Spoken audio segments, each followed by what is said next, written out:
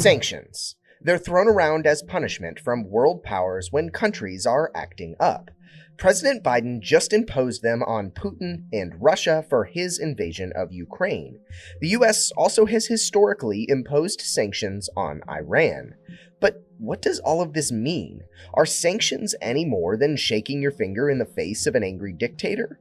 Or can they have an actual impact on stopping World War III? Sanctions are basically penalties that are levied against a country, its citizens, or its officials. These penalties can take the form of economic sanctions, which restrict economic activity, diplomatic sanctions, which restrict politics, or even sports sanctions, limiting where sports teams can operate. While sanctions can encompass virtually any facet of how a country functions, their goal is clear: to influence a particular country or group to stop doing what they're doing.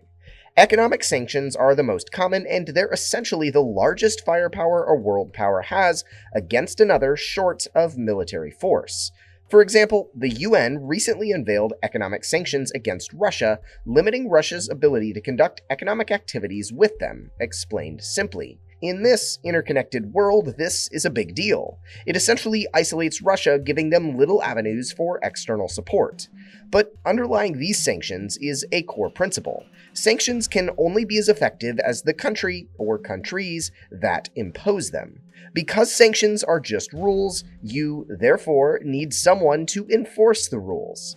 Looking more closely at what sanctions are, some specific examples of sanctions are embargoes, which ban trading with a country, export controls, which restrict the supply of certain goods and services to the targeted country, capital controls, which restrict investment in the country, asset freezes or seizures, which freeze foreign-controlled assets of a country, which may sound like it wouldn't have a significant effect, but given the interconnectedness of today's financial system, these can be hard to get around.